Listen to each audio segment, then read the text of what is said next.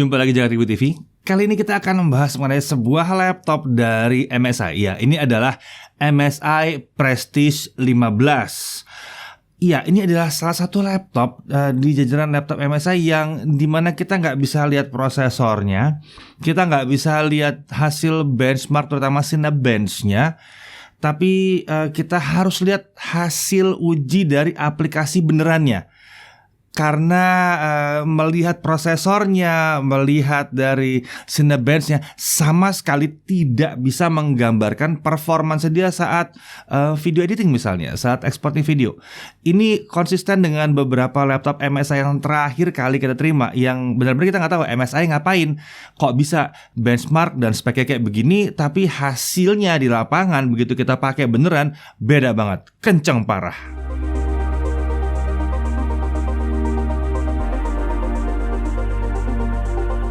Oke, MSI Prestige 15 A11SCX ini tipe yang kita uji kali ini. Ini adalah laptop kelas premium dari lineup yang katanya bisnis dan productivity milik MSI ya.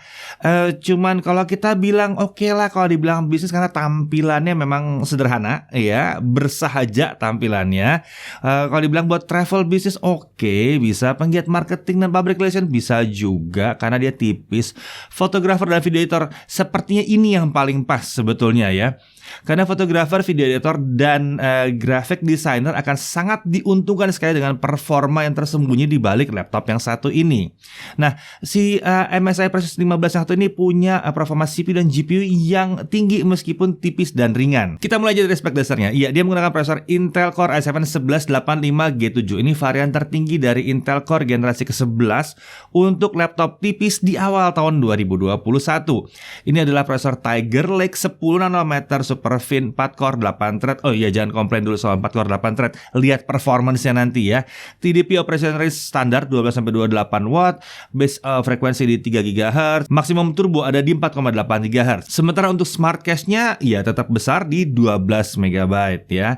Untuk RAM yang tersedia ini adalah 16 GB DDR4 3200 SODIMM. Ini adalah RAM dalam konfigurasi dual channel dan menurut MSI ini bisa di-upgrade. Menyenangkan.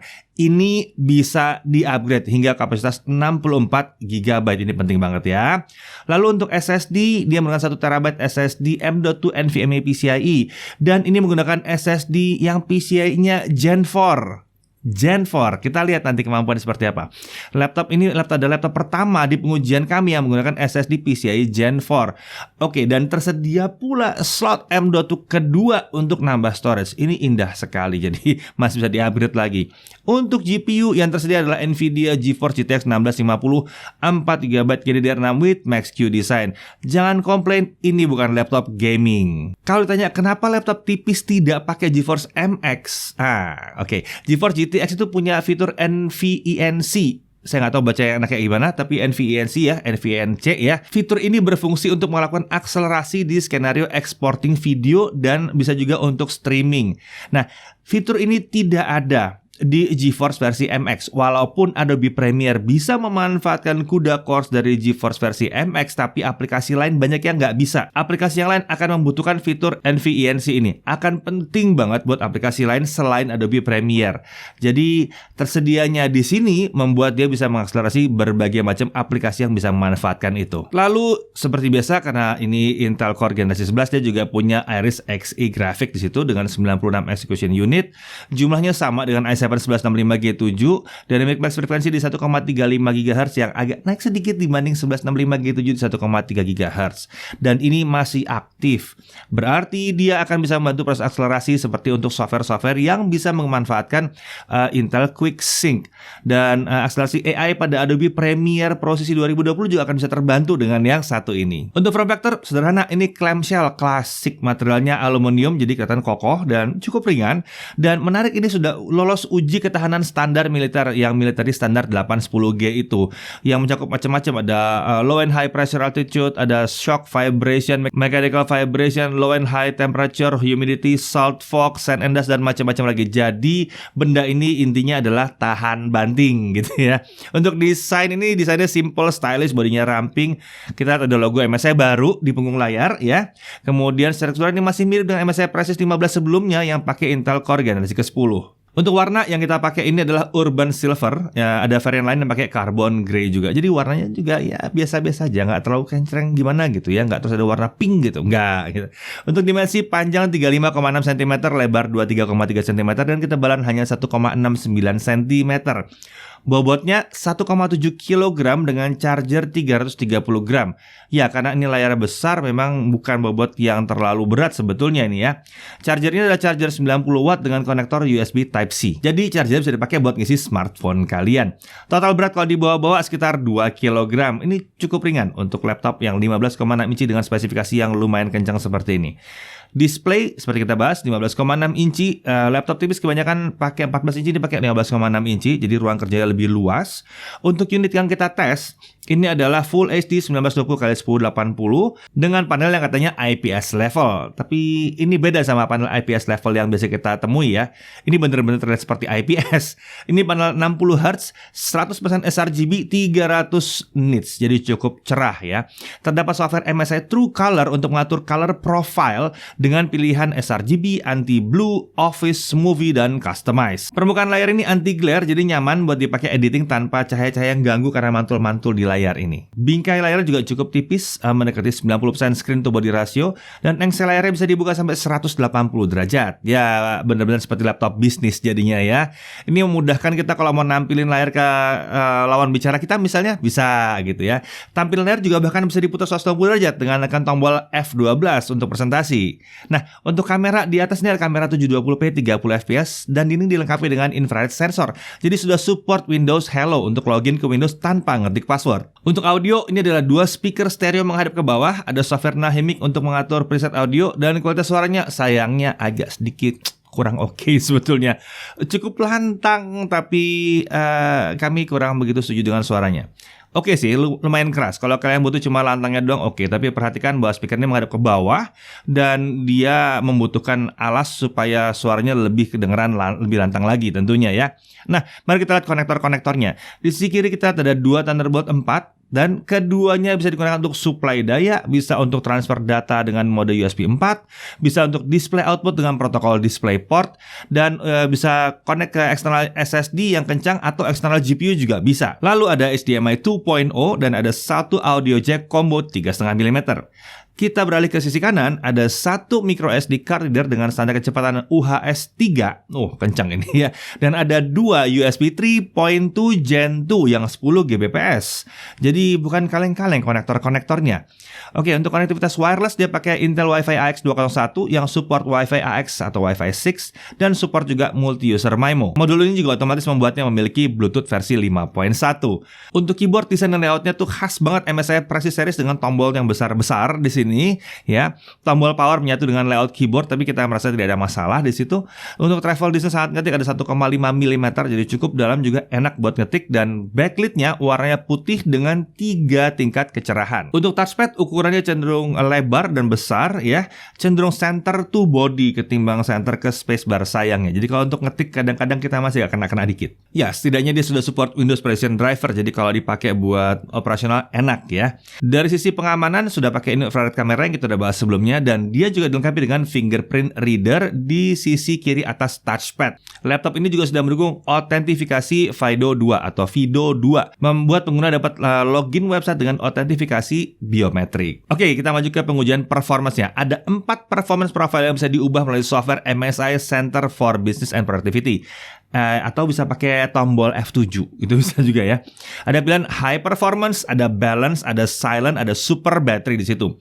Pengguna juga dapat mengatur kecepatan kipas dengan 3 preset. Ada auto, ada advance, dan ada cooler boost. Ini kecepatan kipas dikunci ke 100% secara terus-menerus. Nah, seluruh pengujian selanjutnya akan dilakukan dengan mode high performance dengan mode fan cooler boost, kecuali untuk pengujian baterai tentunya. Oke, di awal mari kita coba dulu konsistensi performanya dengan menggunakan Cinebench R15. Kita looping 20 kali terus-menerus. Score burst pada mode balance ada di sekitar 919 poin dan sustain sekitar 770 sampai 810 poin. Sustain performance-nya itu sukses melampaui sustain performance di Core i7 1065G7 yang di kisaran 750 poin. Padahal ini mode balance, jadi belum maksimum ya. Di score burst untuk high performance ada di sekitar 1070 poin atau sekitar 16,9% lebih tinggi dibandingkan mode balance. Sebagai perbandingan, skor burst tertinggi dari Core i7 1165 1965G7 itu adalah 1041 poin yang pernah kita temukan ya. Sementara itu sustainnya bisa di 945 sampai 960 poin, sekitar 16 sampai 24% lebih tinggi dibandingkan mode balance. Ini tinggi banget karena kalau kita bisa lihat dari Core i5 9300H yang pernah kita uji sebelumnya, itu cuman skornya sekitar 850-an poin. Ini bukan H ya, ini seri yang tipis, seri yang untuk konsumsi daya rendah ya. Tapi performanya bisa lebih tinggi. Walaupun memang kita melihat bahwa performanya tidak sedemikian jauhnya dibandingkan Core i7 1165G7. Tapi lagi-lagi seperti saya bilang ya, yang satu ini tidak bisa dilihat dari skor performance Cinebench doang.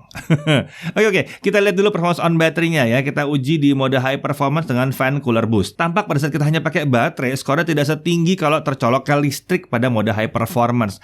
Akan tetapi skor seperti ini masih tergolong tinggi, bahkan melampaui skor mode balance dalam kondisi dicolok listrik. Jadi ya oke lah, performance masih tetap dapat ya. Oke, lupakan itu semua. Mari kita beralih ke software beneran aja. Adobe Premiere Pro CC 2020. Kita tes dulu 4K render testnya. Ini adalah file yang sama dengan kita tes berulang-ulang kali ya. Ini adalah file 4K 60 durasi 2 menit 7 detik yang kita ekspor ke YouTube 4K 60 juga. Oke, dengan software only kita dapat 15 menit 18 detik. Ini bukan skor yang luar biasa, ini skor yang biasa aja sebetulnya ya. Mengingat ini adalah file 2 menit. Nah, hal yang menarik adalah umumnya beberapa laptop gaming atau sebagian besar laptop gaming itu akan selesai merender kalau pakai GPU acceleration itu di kisaran 4 menit. 4 menit sekian itu udah bagus banget. Kalau di atas 4 menit berarti ya udah agak lambat atau kita sarankan udahlah pakai yang 1080p aja. Nah, yang satu ini yang katanya pakai cuman Core i7 1185G7 yang Cinebench-nya hanya 1000 ya, 1000 lebih dikit gitu ya, bahkan turun-turun ke 700, ada turun ke 800 poin gitu ya. Dan hanya pakai GTX 1650 itu menyelesaikan dalam 3 menit 27 detik. Yes. Tidak bisa lihat skor yang ditampilkan pada software yang tadi. Kita hanya bisa lihat itu sebagai potensi dan ternyata ini bisa memberikan performance yang luar biasa tinggi pada saat kita beneran pakai untuk ekspor. Lalu kita juga nyobain pakai eGPU, gimana eksternal GPU. Nah, sebagai catatan kalau di Prestige, kalau eGPU dipakai berarti diskret yang di dalamnya nggak bisa dipakai. Kita nggak tahu kenapa itu terjadi, tapi kita masih dapat performance yang lebih tinggi di 2 menit 43 detik dengan menggunakan RTX 2080 Super. Oke, sekarang mari kita beralih ke video 1080p 60 fps, durasinya 2 menit 7 detik, masih video yang sama. Kita mau lihat performance-nya. Software only 6 menit 29 detik, bagus tapi nggak hebat-hebat amat. Lalu begitu kita pakai kudanya, biasanya kita harapkan adalah kisaran 2 menit ya. Kita dapat sini 1 menit 36 detik. Kenceng lagi. Dan kalau kita pakai eksternal GPU yang otomatis akan mematikan GeForce GTX 1650-nya, tapi kita pakai RTX 2080 di eksternal, kita dapat 52 detik saja untuk menyelesaikan ekspor yang satu ini. Jadi, entah kenapa, bagaimana tuningnya ini kenceng. Kalian mau video editing pakai yang satu ini kencang ya. Kemudian kita pindah ke Blender ya, software 3D rendering BMW 27 scene, CPU doang kita selesaikan dalam waktu 6 menit 15 detik. Sementara itu kalau pakai GPU kita pakai kudanya GTX 1650 kita pakai selesai dalam 2 menit 40 detik.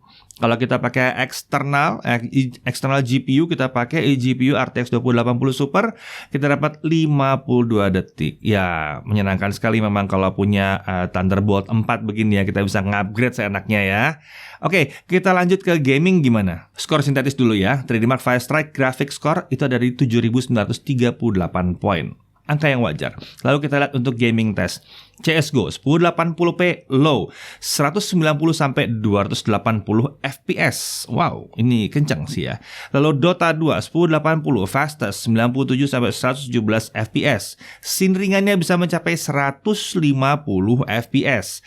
Jadi mau dipakai buat esports bisa juga sih, cuma emang layarnya aja cuma 60 Hz. Ya tergantung ya prioritas kalian seperti apa. Pakai layar eksternal aja kalau emang mau dipakai untuk esports.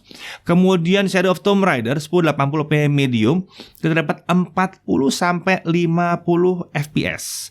Tentunya kita nggak bisa pakai ray tracing di sini karena emang ini GTX 1650 ya. 40 sampai 50 fps adalah hasil yang sangat bagus sekali. Lalu Death Stranding 1080p medium, lagi-lagi kita dapat kisaran 40 sampai 50 fps. Lagi-lagi kita masih bisa main game yang cukup berat seperti ini. Resolusi juga masih di 1080p. Dan kemudian Assassin's Creed Valhalla 1080p juga. Ini berat sekali, taxing sekali ke prosesor dan ke GPU juga. Jadi dua-duanya kesikat gitu ya. Ini dapat 30 sampai 45 fps di 1080p medium. Lagi-lagi hasil yang sangat baik untuk sebuah laptop yang tujuannya bukan buat gaming harusnya ya. Oke, tapi keterkejutan kami itu belum selesai sampai di situ. Sekarang kita mau coba ngetes SSD-nya. Oke, Gen 4 mau sekencang apa? Gen 4 PCIe Gen 4. Ya, untuk pertama kali kita melihat angka read sampai hampir 5000 Mbps. MSI Prestige 15 ini mencapai angka read di 4930 Mbps untuk kami ya.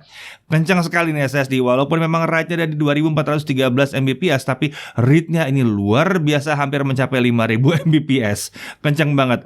Jadi laptop-laptop ini yang pakai Core Generation 11 sudah siap pakai SSD PCIe Gen 4. Ayo dong, yang lain ikutan pakai juga. Nah, sekarang mari kita pindah ke pengujian baterai ya. Baterai yang digunakan adalah baterai 80 watt hour. Kita tes di mode balance 50% brightness, volume 25%. Kita coba video playback 1080p dan kita dapat 10 jam.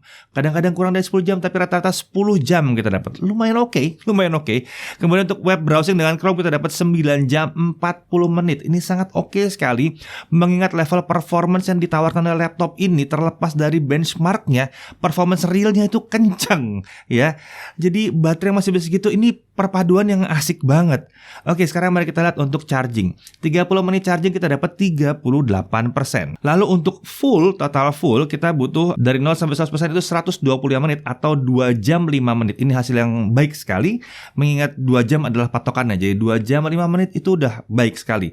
Terutama lihat performance-nya ya, balik lagi. Oke, sekarang mari kita cek sistem pendinginnya. Menggunakan pendingin Cooler Boost 3, ini sistem pendingin yang aktif dengan 3 heat pipe dan 2 fan. Ini menutup GPU dan CPU di sini ya. Jadi terdapat blok logam yang juga menutup komponen VRM dan VRAM. Ya, jadi lengkap lah, didinginkan semua. Intake dari bawah, exhaust ke arah belakang atau ke arah layar. Kita lihat suhu kerjanya ya. Kita pakai Cinebench R15, kita loop lagi. Saat run pertama kita lihat bahwa suhu ini bisa bertahan di 90 sampai 93 derajat Celcius. Memasuki run kedua dan seterusnya, suhu spike setiap kali Cinebench-nya mengulang ya, setiap kali dia start, dia akan spike sekitar 92 sampai 93 derajat Celcius, lalu ditahan turun ke 80-88 derajat Celcius. Ini cukup wajar. Jadi kita nggak nemu angka 100 ya udah syukur di sini ya. Karena performance tadi kencang banget. Ini cukup wajar suhu segitu. Mengingat bodinya tipis dan di dalamnya ada prosesor yang katanya prosesor untuk laptop tipis, tapi performance-nya udah mirip kayak prosesor untuk laptop gaming. Oke, lalu kita lihat untuk GPU-nya gimana. Kita pakai Trimac Firestrike Stress Test ya. Suhunya bertahan di sekitar 54 sampai 57 derajat Celcius, nggak ada masalah. Untuk suhu permukaan kita bisa lihat area palm rest di bawah itu sekitar 30 derajat Celcius, area kanan kiri keyboard masih di bawah 40 derajat Celcius, sementara area keyboard di tengah sekitar 40 sampai 43 derajat Celcius dengan titik terpanas di sekitar huruf T. Oke, harganya berapa? Laptop yang menarik satu ini ya. Ada dua varian Prestige 15 dari MSI. Varian yang kita uji ini harganya di 21.999.000. Ya, performance-nya memang membuktikan bahwa harga segini harga yang pantas banget sebetulnya ya. Tapi ada varian lain yang lebih sadis lagi. Sama-sama pakai Core i7 1185G7 tapi RAM-nya 32GB bukan 16. 1TB SSD GTX 1650 Max-Q itu udah cukup kayaknya ya. Dan dia menggunakan layar 4K 100% Adobe RGB. Kalau kalian benar-benar picky sama layar yang ini, harusnya tidak punya masalah ya buat kalian ya. Tapi ya harga yang dibayarkan adalah 28.999.000 untuk versi yang pakai layar 4K 100% Adobe RGB dengan RAM 32GB. Nah, untuk semuanya paketnya udah mencakup tentunya Windows 10, ada sleeve back, dan ada garansi 2 tahun resmi MSI Indonesia. Hal yang perlu diperhatikan tentunya adalah speaker dari laptop ini memang nggak hebat-hebat amat. Kemudian touchpad-nya yang cenderung ada center to body kadang-kadang ngetik kita kurang nyaman. Tapi ya kalau kalian mau buat editing kemungkinan besar memang akan pakai mouse juga, jadi nggak akan ada masalah harusnya. Bentuk Itu mungkin satu hal lagi yang mesti diperhatikan. Ini bentuk konvensional sekali. Cuma lagi-lagi ini mesti jadi sebuah keuntungan di mana bentuk konvensional kayak gini tidak terlalu menarik perhatian. Bobotnya juga ada di kisaran 2 kilo, sudah mirip kayak laptop gaming, walaupun ini bukan laptop gaming. Serba salah, ini bukan laptop gaming tapi performanya mirip kayak laptop gaming. Susah juga ya. Di sisi lain bahwa kita bisa lihat bahwa bentuknya yang tipis ini memang menguntungkan sekali ya. Dan sudah pakai GTX 1650 Max-Q pula, bukan GeForce MX di sini gitu ya. Ada charger Type-C juga yang disediakan, bahkan bisa dipakai buat smartphone juga. Prosesornya ini hemat daya tapi punya performance kelas prosesor laptop gaming yang kencang banget. Kapasitas RAM bawaannya itu udah mencukupi dan konfigurasi udah siap pakai dual channel dan masih bisa di-upgrade lagi bahkan ke 64GB. Lalu SSD PCIe Gen 4-nya super kencang banget dengan kapasitas yang sangat lega. Ya, dia punya 2 konektor Thunderbolt 4, cocok banget lah buat masa depan lah ini ya.